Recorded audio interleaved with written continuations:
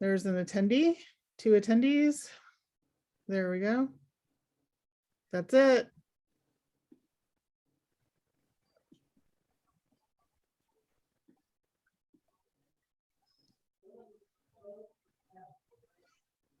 I don't see Sarah. There she is. And Where's Susan her should picture? also be joining us as well. Whoops, That explains I it. just accidentally promoted someone to- Our good friend, Mr. Sam Stivers. Yes, I'm sorry. I'm sorry, Mr. Stivers. How do I unpromote you? Can I do that? Thank you. Guys, sorry. Return him to the audience. Right. I'm sorry, Mr. Stivers. Let's see. We were just so excited to see all these attendees. Remove. Yes. Okay. I may have accidentally removed him from an attending too. I apologize for that. So I am sorry to everyone. I am Sarah. I'm taking the lead from this on Sarah, and I didn't have in my notes that we needed to start recording before we got to see the attendees.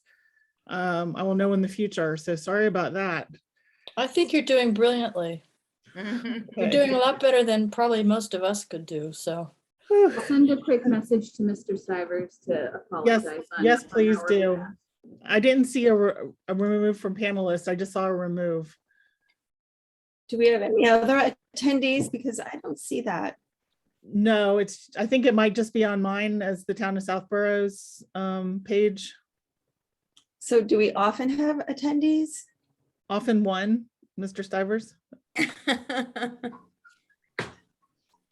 Okay, I'd like to go ahead and start then.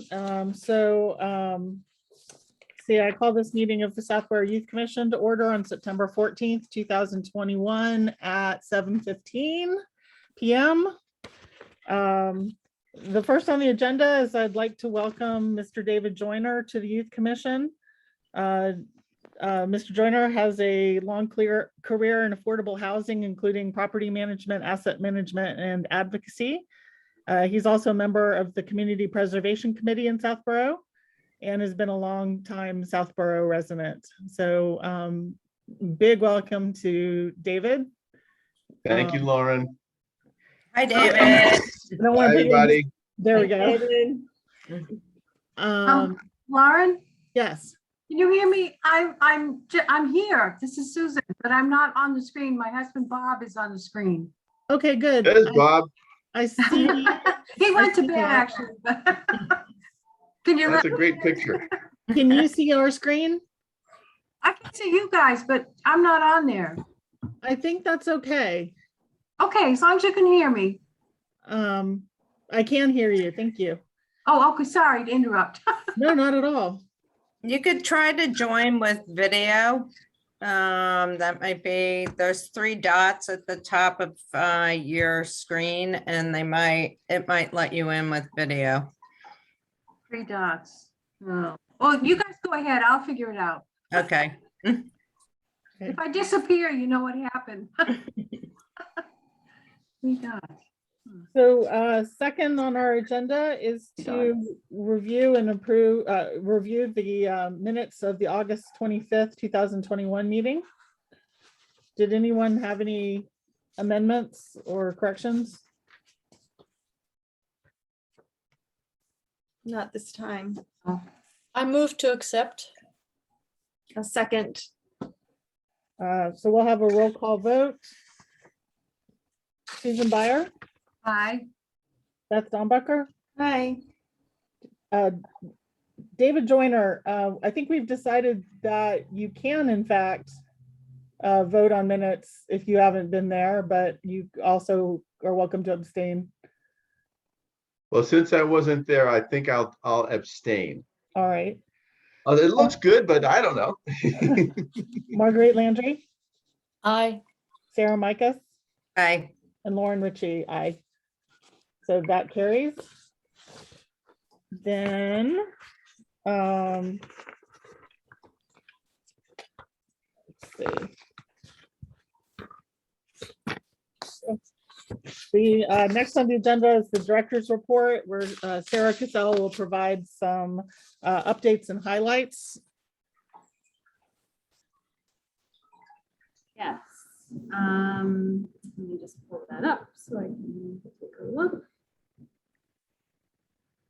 Okay. So I'm happy that Shannon's here with us tonight. I can't recall when this happened in the timeline, Shannon, so I apologize if this is a repeat, but Shannon has been studying for an exam to become a QPR gatekeeper trainer. QPR is a suicide prevention program. So she has been working very diligently on studying and learning all about the training so that she can become a trainer, and has officially passed the exam with flying colors and is well underway with starting to schedule some of those trainings. I'd love an opportunity to just give her the floor for a second so she can talk a little bit more about that. Sure, thanks. So QPR stands for question, persuade, refer. And the idea behind it is that just everyday people can learn how to do this. They learn how to recognize when someone is not acting like themselves, if they're showing signs that just something's up, and people might be considering, that it might look like that person is considering suicide. It tells how to ask the question, how to give support, and how to make referrals. It's about a 2-hour training for folks to take, and that includes lots of time for questions and role plays, because it's can be an awkward conversation for people to have if they're not used to doing that. And yeah, so we'll be able to give that out in the community. There's opportunity to do it online should we need to, but hopefully we can continue to do it in person, because it's good to do and see people and be able to gauge how everyone's doing. On October 4th is going to be the first training. And if anyone here is interested in coming, let me know, so that we don't have quorum. We can't have everyone come. But I'm going to be doing this like at least once, twice a month. So everyone's going to have the opportunity to be able to be trained. We'll do some evenings. I'm hoping to do a weekend every once in a while. So all kinds of opportunities. So this will be for anyone who lives in Southborough, and I'm hoping that we're going to be able to train most of the people who work in Southborough, work for the town. How are you doing community outreach to advertise that these kind of trainings are available? We haven't really gotten there yet. Yeah. So some of them will be very targeted. So for the ones that we'll be doing for folks that work in town, or work for the town, I should say, because I suppose saying it the other way sounds like anyone who works here, and that's a lot of people. We'd be reaching out directly to their different departments. I'm going to be doing one on December 6th, I think. That might be a Monday. And that's going to be for the senior center. So they're going to help me to find folks to go to that one. We'll advertise in our regular places, like through the schools and through my Southborough and Facebook. Shannon, are you including the people who teach in Southborough?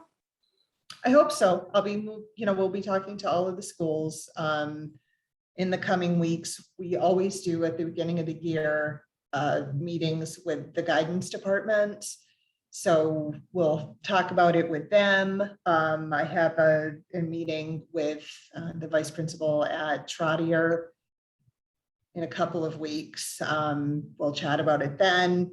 So yeah, having teachers trained to do this too would be great. I'm hoping to get as many of the police department trained, some of the fire department trained. So like literally, if you work for the town, I'm hoping at some point in the next year that we'll reach you. I'd just like to say that I took this training online as part of a professional organization, but I really thought the training was terrific. And I would really encourage anyone in our community to do it. They liken it to CPR, where the more people in a community or any given spot know how to spot something going wrong at any given time that it's needed, the more likely that person is to survive. So I would highly recommend it. I'd actually love to give kudos to Lauren for introducing us to this training. Right. So the next training you're doing, Shannon, is October 1st. October 4th, I Fourth, think. Let me okay, look at a all right. calendar. Hang on, I'll tell you for sure. All right. Yes, October 4th, because that is a Monday. Okay. And then the next one, like you said, it will be just for the senior center, and that will be December 6th. How do we Right. sign up for the October 4th training? Can we do that online? Can I encourage people I know to take it, or is So it? that one's the first pancake. Yeah. Meaning that if it gets messed up, you guys can be like, oh, don't do it that way, or Yeah. so that one isn't by invite only. So if you're interested in coming, let me know. Yes, I'd be very interested in coming. I Okay. would love to do that. So Okay. Yeah, just include me. Okay, shoot me an You want me- email and I'll Okay. make sure to put you All right. on the list. And then if more than, I'd say, what is it, 2? We can't have more than 2, 4. How many of you guys? We can't have a quorum. 3. Okay.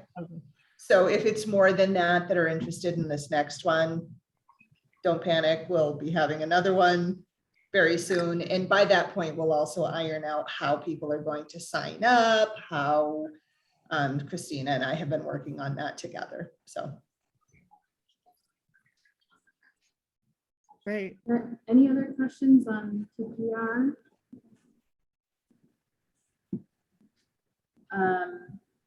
Thank you, Shannon, for giving us that highlights of the highlights. Let's see, what else? I mean, there's a lot going on. I think the other exciting thing, which technically is September, but would love to highlight the fact that our new graduate intern has started. She just joined us for the first day yesterday. I feel like she's a full-time employee already. She's spent a lot of hours with us, and she's already got 5 clients lined up, which is, I think, a record for anyone who's on day number 2 of their internship with us. So it's fantastic. What's her name, Sarah? Her name's Dawn, and her last All right. name's Wisby, Wisbey. So we're very excited about that. As you guys are aware, Christina joined us at the last board, was that the last board meeting, to talk about the Winter Wishes program. So we're moving forward with making those changes. Sorry, my cat's really interested in what I have to say right now.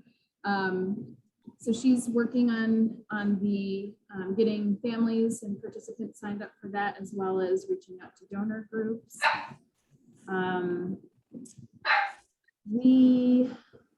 As I said, we're preparing in the month of August for the onboarding of our graduate intern. So we're excited that she started with us. One thing that's new for me in particular with regard to mental health services is I've carved out some times to offer walk-in appointments for people. We have seen, I think, in the last week, about 6 new referrals to our office for mental health support services. We're doing our best to sort of screen and triage people's needs and be as responsive as we can be while balancing and prioritizing needs where we can, and working along with interface to try to get people set up with longer term supports where we can. But given the high level of need and the different ways that people feel comfortable reaching out for help initially, I made the decision to offer some of my time during the week for walk-in appointments so that people can just come in if they feel moved to do so. Maybe they're not ready for a phone call. Maybe they don't want to reach out over online. So this way they can just pop in and count on having somebody to see within the hour. Sometimes there might be somebody ahead of them, in which case they might have to sit and wait for about a half hour if that's the case. But so far it's been very quiet, but we've just kind of started advertising that to the public and kind of doing a little bit of a slow and steady advertisement of that, because we weren't sure, you know, if there would be interest or not. But even if there isn't, I will continue to maintain flexibility and availability during those 2 blocks of time. So that's on Mondays from 9 a.m. to 11 a.m. I'm trying to offer something right after the weekend in case something happened over the weekend for people and they need to talk. And then again on Thursday afternoon. So I was trying to carve out an afternoon slot. So that's from 3 to 5 p.m. So as I said, that's been quiet so far, but we like people to have options if they need to talk to somebody. There's been a lot of great trainings been going on with people. And I would say the other really big thing that, at least that I've been focused on, you all are somewhat familiar with the goals outlined in our strategic plan. The first goal is really about strengthening the operational functions of our department. We are in desperate need of some systems to be put in place. And so I've been having a lot of meetings with my new best friend, the IT director, who's been very patient with me and very, very helpful. So we're moving steps closer to getting what we need. We're not there yet, but it really makes sense for us to solidify our foundation and our ability to operate effectively and efficiently before we try to do too much differently. Sarah, can I, Yeah. a few moments ago, you said you got referrals, but I was wondering who makes referrals to youth and family services? Often, well, historically, it's been the schools, but a lot of folks are just calling us because they have a neighbor, or actually they've been seeing our advertising. Maybe they got some information about us in the outreach bags that we gave out at the school's open houses. So they that's call, actually, they call themselves, you mean? yep. Yep. Yes. So Yeah, that, everybody calls themselves, even if the school is referring a family to us, we always ask that we have a direct relationship with them. So either the school will give us the phone number with the permission of the family, will give us the contact information for a resident, or they'll give the resident our contact information and they reach out to us directly. so if someone calls on their own, not, you know, without being associated with a school, you still call that a referral? We call it, it depends on what happens with the person. Usually it's a referral, meaning that we've referred them to interface. So we don't count it as a referral from, we're not counting how many people have come to us from the schools, but we're keeping track of what happens to people's cases once they're with us. So I'm are we- I'm just trying to understand if someone isn't associated with a school, like it's an adult. Yep. And they call you on their own, Mhm. because you just said you got a lot of referrals. So I'm trying to figure out, Yes. I'm trying to Sorry. understand, who, you know, where the referrals come from. So if someone calls on their own, do you categorize that as a referral just when you're just talking about it? I'm just using the word referral Yeah. as a verb here. Okay, yeah. For tracking purposes, we only keep track of what happens to people once they're once they've already contacted us. So they're categorized as a referral if we don't end up working with them and providing short-term support services. Oh, you're referring them out. We're referring them to. Oh, interface. okay. I thought you meant referring Yeah, I them used, to you for services. yes. Yeah. Okay. I used that word in both contexts, but in terms of statistics and what data we're collecting, we're only collecting data on people based off of once they've reached out to us, what we decide to do to support them. So if it's categorized as a referral, it's because we've referred them to interface. But I used the word referral also because of how people end up coming to us in the first place. So is there ever an instance when you have to tell people you don't have any, like a wait list? Not right now. Actually, I would say since we brought on interface, we have figured out a really fantastic mechanism for, so I would say historically, if we did not have interface, we would probably have had to do that a lot more right now, given the volume of people looking for support. We consider offering some kind of service, even if we're giving the phone number to interface and saying, please call them, because we follow up with people too, say, did you call interface? How was your experience? Were you set up with somebody? We don't just kind of wash our hands after that. It's still a service we're providing, even when we're sending them to interface. I lost my train of thought with what your question was. I apologize, but Well, that's okay. but okay. So by and large, that's kind of basically what I was asking. yeah. By and large, we're offering some sort of support, whether it's saying, please call interface, see what we can do with that avenue first.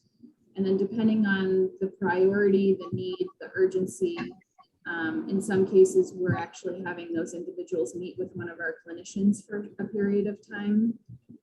So right now, we're not having to turn anybody away because between those two avenues, we can offer something, especially with the addition of Dawn just joining us. So you consider a referral a direct contact via the phone line or contact through the school system or other kind of town thing or interface, right? Or an indirect referral. So I'm just using the word referral again as a way of describing how people are going from one source to another. Yeah. But in terms of the statistics that we have that we give to you guys, that is purely just people who we don't end up providing short-term services for, and we are encouraging just to contact interface. Does that make sense? Mm-hmm. So it's, you are referring them out. It doesn't mean they are being referred to you.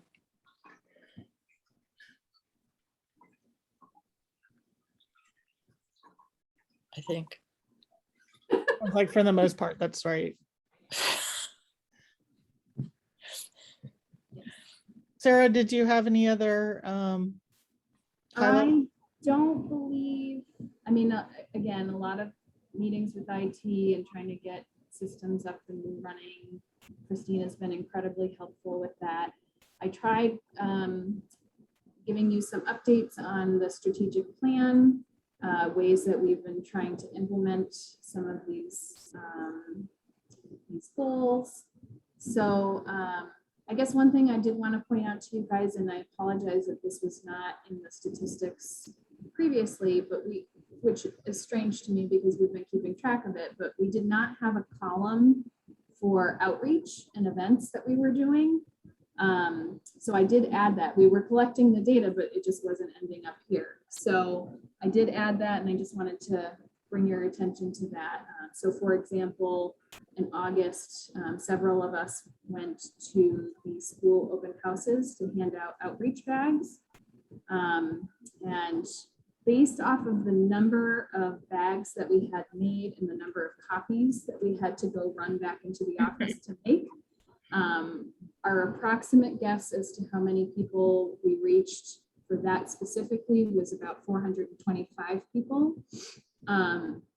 Those of you who remember doing the summer concerts with us will remember us trying to count how many people were at the concerts, and it's almost impossible. But during the summer months, Christina would go to each of the concerts and movies and set up a table and have information about our services there as well. So we didn't even try to attempt figuring out how many people were at those, but there were many. So, so that's all I have. I don't know if anyone has questions on the director's report or anything that I said. I just wanted to thank you for providing updates in the report as well on where you are, where Southborough Youth and Family Services is with the work on the strategic plan as well. And we'll continue to see those in the upcoming months. Thank you. Yes, I also just wanted to comment that reading through this, you seem very, very busy. And I commend you on all your hard work. It's really, truly progress that I see over the past couple months. So I just wanted to voice my appreciation for the staff for all you've done to embrace the strategic plan, as well as take on a big caseload coming out of post-pandemic, whether we're really there. It's a lot of gray area and stuff, but you guys really have done a yeoman's job. I'm really very proud of you all. So just wanted to say that to you. Thank you. It takes a village. We're appreciative of your support. So thank you. If I could just make a quick comment. When Sue Butka and I were at the school and passing out the bags and things, I did have a couple of comments from people that they said that one lady said, you don't need to tell me about youth and family services. I have used them before and they are absolutely wonderful. Oh. Just wanted to pass that on to you. Yes, I want to second that too. She was in tears. She had tears in her eyes when she was saying this. So, and everybody likes to hear good things. So That's really nice because by and large, well, for many years, people would go, who? In response. So it's nice to hear that people saying, you don't need to tell me who they are, I know. So that's quite different than, you know, what we're used to. We still have a long way to go, and that's why Shannon's doing a lot of work on community outreach. So No, I think it's made a huge difference working at the Finn Open House. I was amazed at how many families were grateful to hear that there was a community resource for this, especially given the fact that they've spent 18 months with their small children trying to balance home and family and everything else. People, honestly, I saw huge smiles. I also saw a lot of gratitude from families who have accessed the service. So hats off to you guys. I'm really proud of where this organization's going. So keep going. Yay. Woo. All right. Can we move on to the next item on the agenda? If anyone doesn't have any other further comment on that. All right. This item is creating parameters for the donation account. And again, I'd like to have Sarah explain some of the background of that. This is something that we can either completely tackle tonight or we can begin it tonight. So we'll see how it goes. yes. So again, a development that's happened over the last year or so. I feel a little bit like I'm in a time warp, so I'm not really sure the timeline, but the selectmen made a decision to appoint liaisons to each department. So as you might be aware, Selectman Chelsea Malinowski is the liaison to our department in the Youth Commission. And so since that started, I've been having once a month meetings with her. And one of the items that I brought up to her at one point along the journey was about our donation account. And she had some questions about it, and I told her, I said, we all have questions about it. In that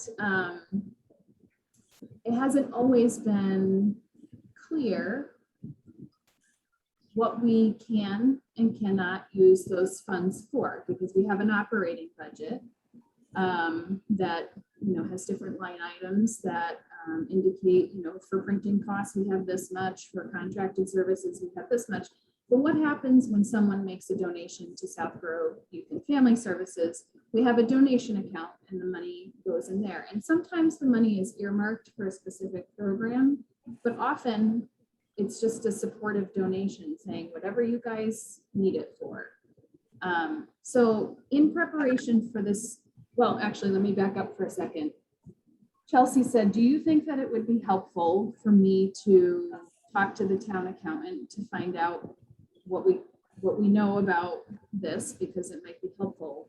So historically, so in my time as director, the only thing that I requested regarding this donation account was to implement some guidance so that I have some oversight over the use of this donation account. I didn't have that initially, but if you all remember, I asked if the board could plan on approving any expenses that are over $250. I would have to bring it to the board for their approval. And if it was under that amount, I could go straight to the chair of the board and ask for his or her approval outside of the context of a board meeting. And so that's about the guidelines that we have around this. So she went to talk to the town accountant. The town accountant said, you know what, there's not a lot of parameters around this. And what they sort of came back with was a suggestion that the Youth Commission actually create some parameters so that everyone feels comfortable with what kinds of things the money can be, whether you want to categorize things that the money can be used for, or if you want to just really fine tune the process of requests being approved. But either way, the suggestion was to put something in writing and to have the Youth Commission board be the creators of that. So in preparation for this conversation, I did go back over the last 2 years to see what sorts of things, because that's about the time frame, a little bit more than that, 2.5 years, what kinds of things we've used the donation account for. And so I have that information available. I don't know if that's where we want to go next, or if Warren, you want to add anything to what I just said. Sure. Is that something you would like to screen share, or is that verbal? It's not even, it's really 2 major categories. So Yeah, go ahead. Tell you, yeah. And actually you all were involved in both of these things. So over the last 2 years, the majority of the funds that we have used the donation account for have been for consulting, clinical consultation, and supervision services. And this really started, or not started, this started before the pandemic, but really got ramped up during the pandemic.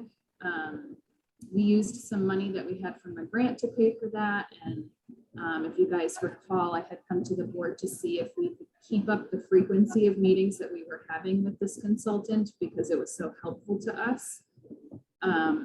So sorry, let me just pull up, I had a sum of what we spent.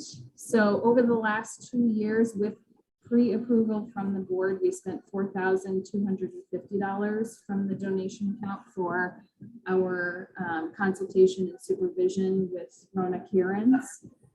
The other thing that we have spent money on is, the only other thing in the last 2 years was for staff appreciation luncheons, which are about $60.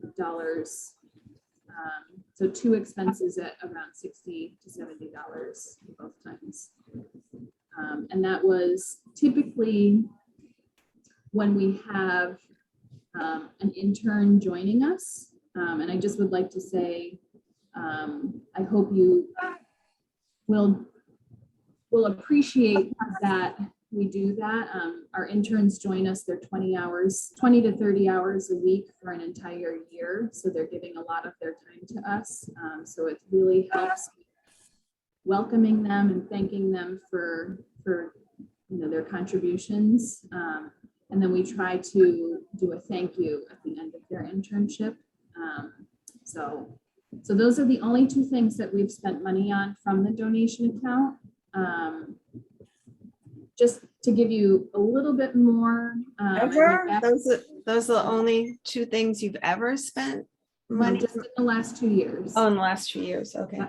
Sorry, I didn't catch that. Yeah. Sarah, Sorry. I just had one tiny question. The clinical consultation and supervision services, that's when you see like Rona Karen's and you discuss with her cases that I'm not quite clear what she does and who she does it for. Yeah, I would like. Yeah, sure. I'd be happy to tell you. Thank you. In fact, she is so much a part of our team. I'd love for you guys to meet her at some point. She's lovely. Actually, she was on Coffee Talk with us at one point. If you'd like to meet her. We did discuss meeting her at one point, but then COVID happened. So. Oh, okay. Yeah. So regardless of how long any mental health professional has been in the field, best practices are for that individual to have supervision of their own. So regardless of the fact that I supervise clinical staff in our department, I have my own caseload. And in order to make sure that I'm doing the very best by my clients, I get supervision for myself on the work that I do with them as well, regardless of how long I've worked in the field. And so that was something, basically I was introduced to that concept. I knew that was best practices, but I had learned through several other youth and family service directors in neighboring communities that they were getting supervision from Rona, which I actually think is very helpful to be working with someone who understands the role of a mental health professional in a municipality, because it's a really unique position to be in. The other piece, so I see her for supervision every other week. And then on the off weeks, we have what we call clinical consultation. So we get together as a team. All of us that are providing mental health support services get together as a team, and we bring forward any of our most challenging cases to talk about. We also call on Rona sporadically. We had to call her in the middle, completely outside of our usual time meeting with her to consult her on a pretty significant issue with a client. Excuse me. And so in addition to having scheduled meetings with her, it's another layer of supervision. It's another layer of consultation. And when we're dealing with suicidality and we're dealing with some really potentially challenging cases, that's really important. So that's exactly what she's providing for us currently. Thank you. That explains a lot. Sure. And then as far as we know, there's nothing to say that you couldn't buy copy paper off of this, or is this, is just on the table right now? There's nothing that says you can't. Is that your understanding? That is my understanding. And that's where, the suggestion was that if the Youth Commission Board felt as though there should be rules about you can't buy copy paper with donation account, then that could be in writing. It seems to me that if there's a line item in the budget with the town for copy paper, then it shouldn't come out of donations. That's just me. If the town is, it seems like you shouldn't be able to pay salaries out of the donation account. You shouldn't be able to do the things that the town should be funding. That's just my sense of it. Yeah. The only thing I would say is that if for some reason We had, I'm trying to think of an example, I'm coming up short. If we had a program and we had a need for a specific item and we didn't have enough, it was the end of the fiscal year and we didn't have enough in that particular line item, it might be that we would come to you and ask, you know, we would really like to have X for this program, but we don't have enough to cover it in our line item.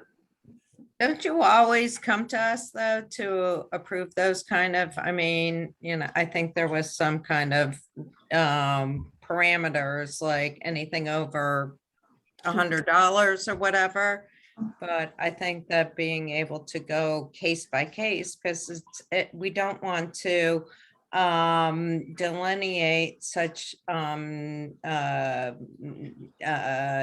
parameters that we don't have the flexibility to provide you with the funding you might need for something we don't even know about, you know? Like emergencies, yeah, Yes, yeah. I agree Yeah. with Sarah on that. yeah, definitely. So it sounds like maybe we're going more the route of making sure we have the process in place, but I think the process is in place already for anything over 250. You come to the full board, anything under 250 could be approved by the chair. Mhm.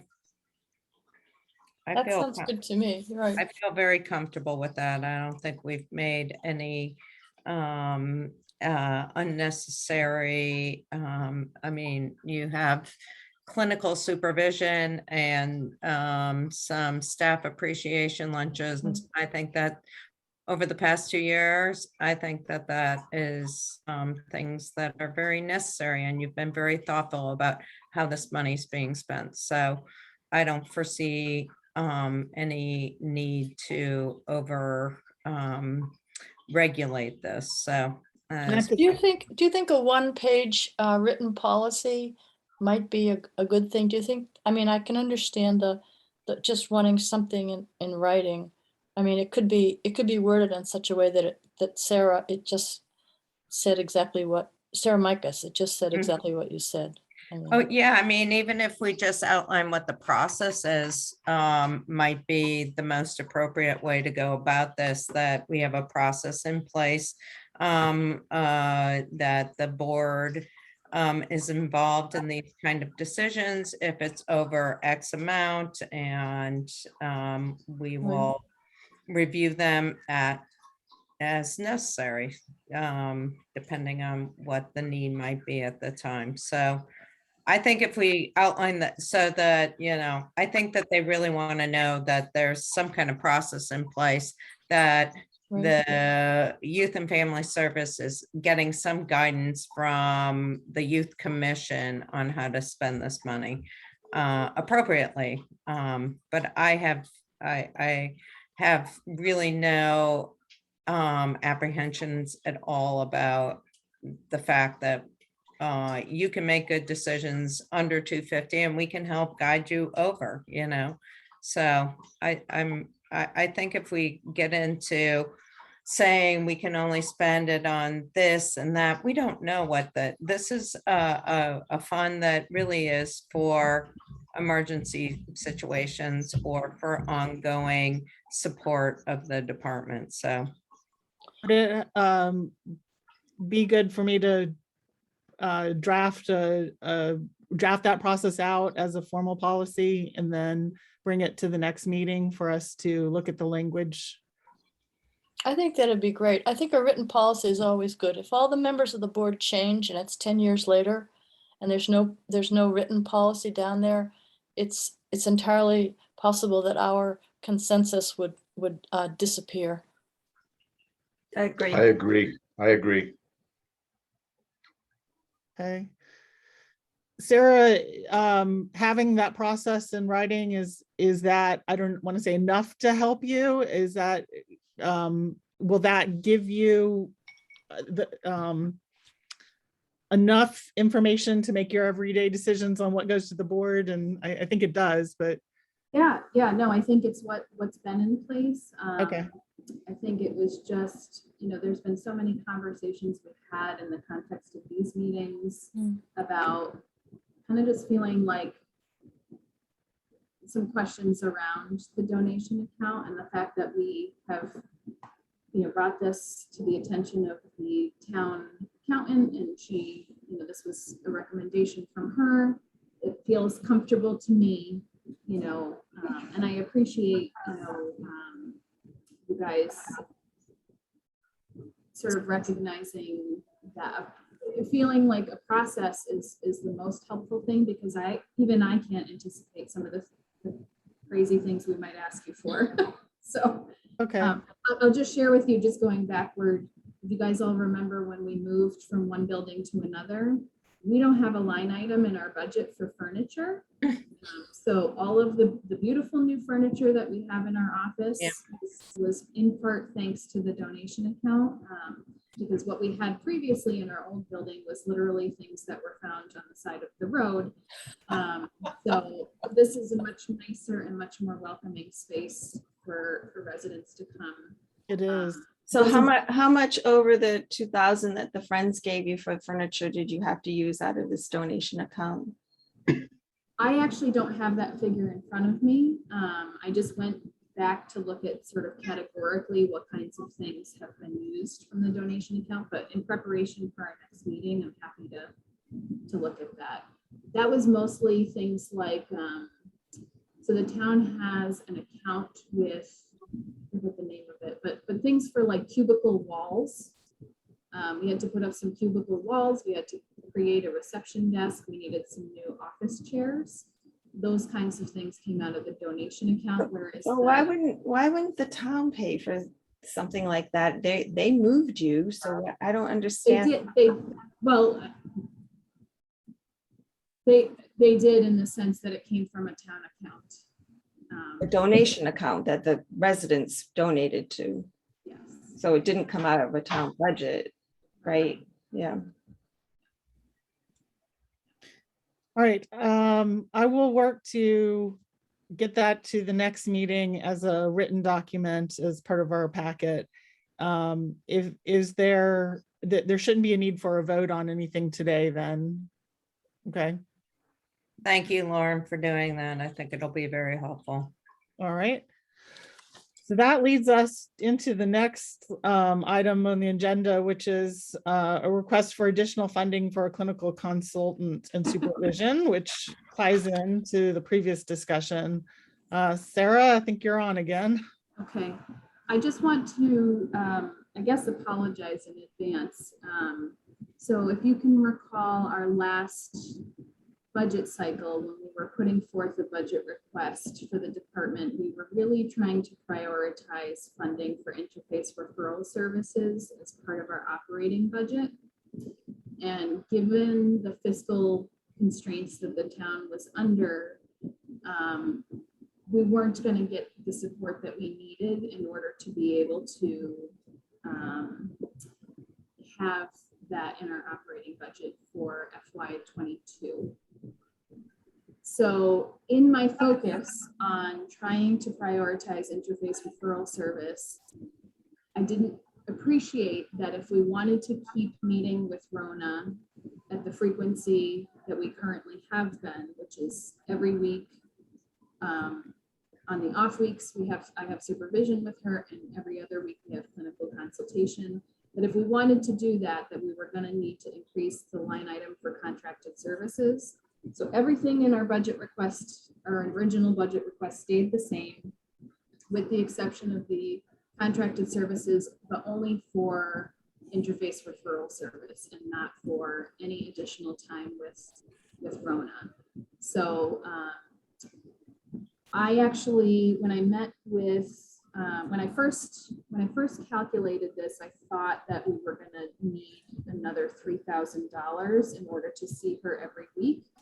But in actually figuring out how many weeks were left in the fiscal year, we're looking at more like 1,900. So if the board, well, let me also tell you, I don't have that number in front of me. I'm sorry. I was going to tell you, is it in the director's report with the current balances for the donation account? Yes. So we're at $7,183.73 currently. When we meet with Rona, we meet with her for an hour and a half.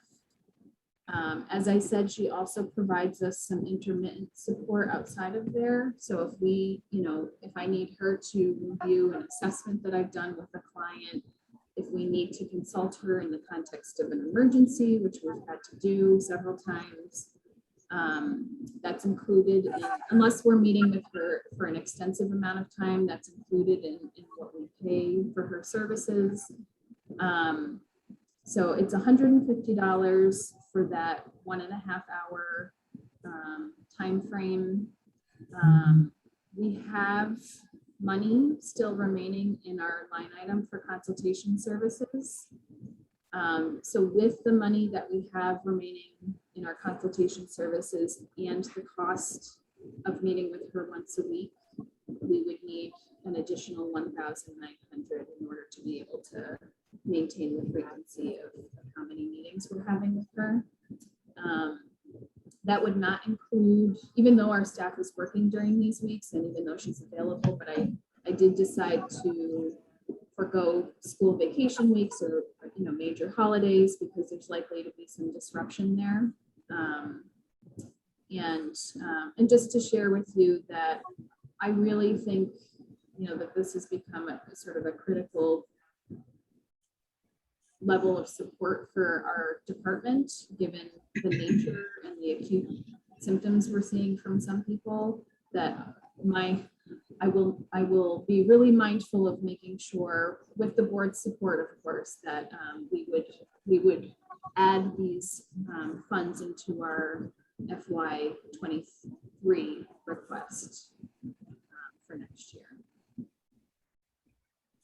I just talked a lot, I'm sorry. No, that's good. That's wonderful information about what's going on in the, what's going on financially with the department. It's very important. Do you have any idea of what roughly the amount is in the donation account?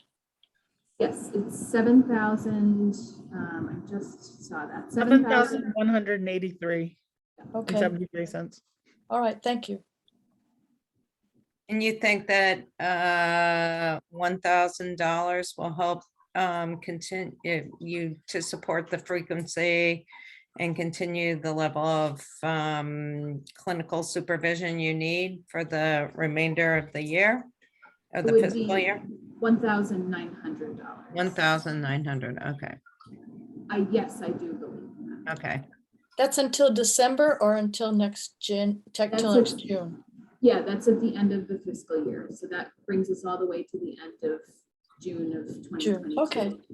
Well, it sounds very reasonable to me. So this is, this would be a vote. Mhm. And, do I have a motion? Okay, I'll move that we release $1,900 from the donation account to provide clinical consultation and supervision services until the end of the fiscal year. I Is there- second the motion. Is there any further discussion? Okay. Roll call vote. Susan Byer, Aye. Beth Domberger, Aye. David Joyner, Aye. Marguerite Landry, Aye. Sarah Micas, Aye. and Lauren Ritchie. Aye. So the motion carries. Thank you very much.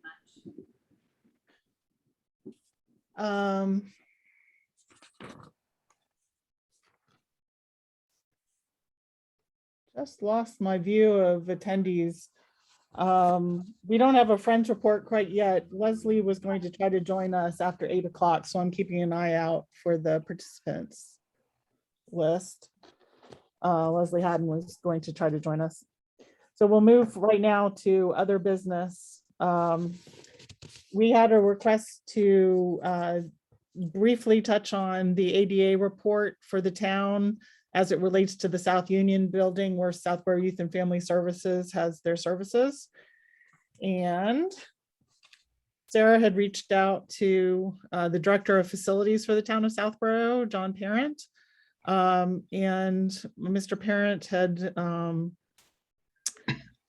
had said that, as we were aware, there are various types of deficiencies identified within the report, and some are characterized as more immediate in nature than others. So the town's ADA committee will be working in the with the Board of Selectmen's office and various departments throughout the town on the development of a plan and addressing issues in a manner that will allow for systemic improvements in order to bring the town closer to full ADA compliance. So I think that's more of just a comment on the report. It's quite an extensive report, and the town is working on it basically in the order that it needs to. Any comments on that? Okay. And then lastly, outreach. We have Heritage Day. Is Shannon still on? I can't see everybody on my panel. Yes, she's there. I'm here. Shannon or Sarah, I'm not sure who wants to mention Heritage Day, and specifically, do you need any of the Youth Commission board members help to help out? We would love it. We are working on a schedule right now. That's something that we had a conversation with Christina probably earlier in the, I don't know what day it is anymore, last week. Earlier in the week. It's Tuesday. Last Yesterday. No, I think it was Saturday last week at morning. staff meeting. Okay, and we were part of it was hinging on what was happening with Heritage Day, because there was question of, is there a parade, is there not, what time is it starting? So we're getting those details now. We're going to have it so that some of the staff is there in the morning piece, some of the staff is there in the afternoon. But if folks could sign up for like smaller shifts, that would be great. We'll send out an email, I'd say in the coming days, because I think that the details have finally fleshed out, and we can discuss it in staff meeting tomorrow. So keep your eyes peeled for emails from us, and there'll be a sign up. Okay. And, What some- day is, oh, what day is Heritage Day? I always forget. Columbus Day. Columbus Day. Oh, no, we don't say that on. October 11th. October 11th. All right. And we were talking about a goal of having information available to people, but also really about building relationships, being part of the community by being at this community event, having a presence, enjoying conversation with residents, that sort of thing, to continue to make people aware that we exist. You know, having some information to give out to people. You all are, some of you have seen the outreach bags that we were giving out. We've found a much more affordable version because of the fact that we may encounter some non-residents. In years past, we've met a lot of folks at Heritage Day who didn't live in Southborough. So we want to be mindful that if we don't want to be, you know, giving away all of these really beautiful, more expensive bags that we've purchased, only to find out that, you know, they're going to people who can actually utilize the services. So Christina's working on putting together some bags of information. We will still, you know, ask people if they live in Southborough, because it's not going to be of any interest to them if we give them information on services they can't participate in. So, but if some accidentally go out to someone that's not a resident, then it's not as big of a problem. But we're also trying to sort of brainstorm ways to draw people in, because I've been to plenty of fairs and things like that where you've got maybe a table with some people from a bank, or, you know, nothing against people from banks at all.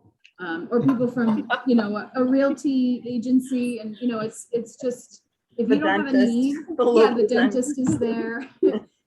So if you don't have a need to talk to those folks, then you're not likely to go over. And so we've been kind of brainstorming ways that we can get kids to be like, Mom, I want to go over to that table. And at the same time, occupy kids so we can talk to parents while they're over to see us. And Cookies. Oh, what's that? Cookies. Cookies? Well, I don't know with COVID if we should do that, but that's one of the things that's so challenging. But we were also saying, if nothing else, if we could get people to subscribe to our website, we're trying again really hard with IT systems to do more, to be more efficient. There's a way that we can actually subscribe residents to our website so that when we have any news or announcements, they'll get an email. It's not something we've used very much, but if nothing else, if we could get people to come over to our table and subscribe to our website so that they can learn about us more often and maybe pique their interest beyond Heritage Day, that will be a win in our opinion. So we're kind of strategizing that. We welcome any ideas that you guys have around that. And we're certainly appreciative if you're willing to sign up for even a 1 or 2 hour slot would be great. Definitely. And I would expect similarly to how the open houses were handled, that Christina will probably send out a sign up genius and people can just choose when they'd like to attend. I'd be happy to help out. So send the doodle thing or the genius thing. Yeah. A survey monkey, I don't know. And just for my benefit, what kinds of things do you need us volunteers to do in that time period? What will we actually be doing? Well, one of the things, Dave, that's really nice actually about you all being residents, I think that you're going to go, hey, and somebody will come over. Whereas, we have some of those relationships, but again, even if it's just come on over, let me introduce you to somebody. It's almost like a real grassroots effort to try to meet people and build relationships. Sure. And so I could see any board member kind of helping with that, helping with, either walking around and saying, hey, you should definitely go over to their table. They have some great services, or calling somebody over. But then you could also just give sort of a high level overview. The other thing that even if residents that are coming by don't need our services, the other thing that we really appreciate is having support in the community, because as I think many people in this group know, that we've come a long way in terms of leveraging resources, but we still need the support of the community to be able to continue leveraging those resources. Sure. So even if they don't need the support, you can also say things like, hey, please keep them in mind during budget season, or please, we have a camp scholarship program if you want to make a donation to them, or something like that. There's opportunities for those sorts of things. Sure. Understood. Yeah, I think it would be helpful to have a friends presence there too. I think I found doing this kind of community outreach, increasing awareness. A lot of people are like, I don't have any need right now. Thank you for sharing. Who knows what'll happen in the future, but how can I help the organization?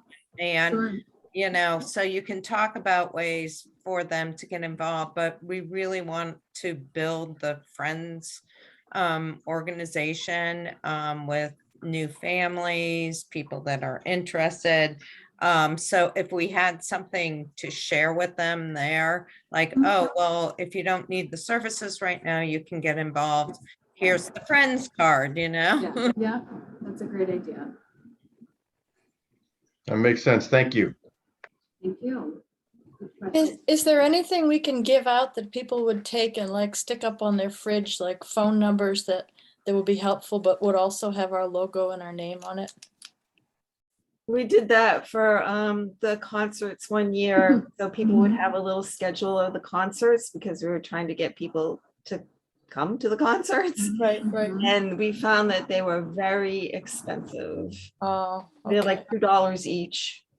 Like, That's a lot. Yeah. yeah. I didn't remember that part, Beth. I remember we tried to do it, but I didn't remember how expensive they I were. mean, we did do it, but we didn't do it again. We did Yeah. it 1 year, How but about not magnets? We can just give them some Velcro. There's a sticker.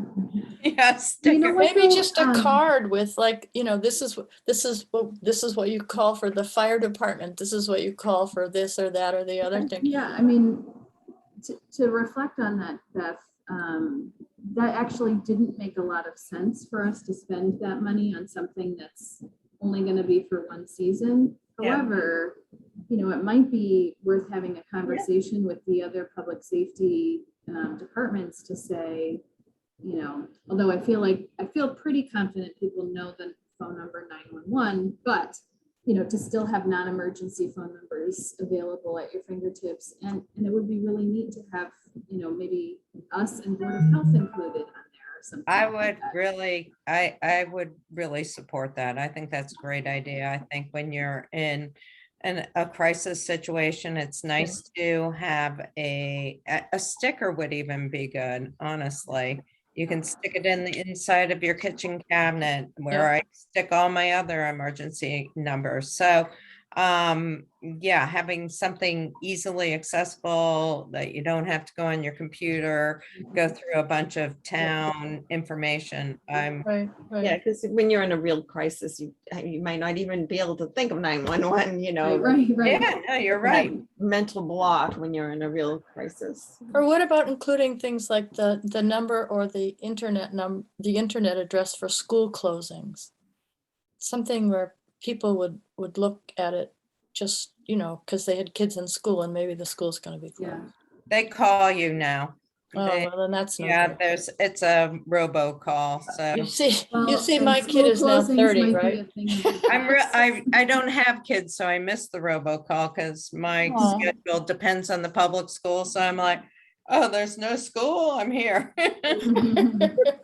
Probably get on Anyway. it, Sarah. Well, maybe we Come on, should get on it, have actually. people think what they'd put on a card like that. Maybe we should, we've got, a month to figure it out? Maybe. Yeah, unfortunately, my guess is that we won't have enough time before Heritage Day, but I think it's a really a good idea and something that we could talk with the other public safety departments to see if that's a cost. You know what, you might also be able to get some of the local businesses to support it and have a little logo, real estate. I mean, a lot of towns give the real estate agents support it, and you put it in the new homeowners package. It's a really nice thing to have. So I think we could probably get sponsors for it very easily. Great idea. Great. Any other comments on Heritage Day? Okay, so that will be all for our meeting today. So we will have a roll call for adjournment. Susan- oh, go ahead. I move that we adjourn. Oh, yes, sorry. Is there a second? Second. Thank you. Susan Byer, Bye. Beth Dombacher, Hi. David Joyner, Aye. Marguerite Landry, Sarah Micas, Aye. Lauren Ritchie, aye. And we are adjourned. Great At eight- meeting, everybody. Really- Thank you. Thanks, Dave. Welcome. Thank you. I'm glad to be part of this great group. Thank Welcome you. aboard. I hope we can Thank meet you you. in person. Come to Heritage Day so we can. I'll be there. I'll Yes, be All working right. the table.